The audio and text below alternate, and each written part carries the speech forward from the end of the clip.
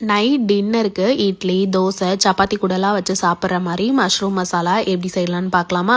ஒரு பேனில் ஆயில் ஊற்றி சோம்பு பொரிய விட்டுருங்க. இது நல்லா பொரிஞ்சது ஒரு மீடியம் சைஸ் பெரிய வெங்காயம் எடுத்து தின்னாக ஸ்லைஸ் பண்ணி இது கூட சேர்த்து நல்லா வதக்கிடுங்க. இந்த மிக்ஸி ஜாரில் அரைச்ச ஸ்டெப்பை நான் மறந்துட்டேன் வீடியோ எடுக்க. இந்த மிக்ஸியில் ஒரு தக்காளி, ஒரு பச்சை மிளகாய், ஒரு துண்டு இஞ்சி, ஒரு 5 பல்லு பூண்டு, ஒரு 10 முந்திரி பருப்பு இதெல்லாத்தையும் சேர்த்து நல்லா பேஸ்ட் மாதிரி அரைச்சிக்கோங்க. அரைச்ச பேஸ்ட்டை வெங்காயத்தோடு மிக்ஸ் பண்ணிவிட்டு 1 டேபிள் ஸ்பூன் மிளகாய்த்தூள், 1 டேபிள் ஸ்பூன் மல்லித்தூள், 1/2 டேபிள் ஸ்பூன் கரம் மசாலா, தேவையான அளவு உப்பு இது எல்லாத்தையும் சேர்த்து நல்லா மிக்ஸ் பண்ணிடுங்க. இது நல்லா கொஞ்சம் எண்ணெய் பிரிஞ்சு வந்ததுக்கப்புறம் தேவையான அளவு தண்ணி ஊற்றி லிட் போட்டு மூடி கொதிக்க விட்டுருங்க. இது நல்லா கொதித்து அந்த ரா ஸ்மெல்லாம் போனதுக்கு அப்புறமேட்டி நம்ம வெட்டி வச்சுருக்க மஷ்ரூமை இது கூட சேர்த்துடலாம். மஷ்ரூமை 4 பீஸாக நறுக்கி சேர்த்துக்கோங்க. அப்போ தான் நம்ம ரெஸ்டாரண்ட் ஸ்டைலில் சாப்பிட்ற மாதிரி இருக்கும்.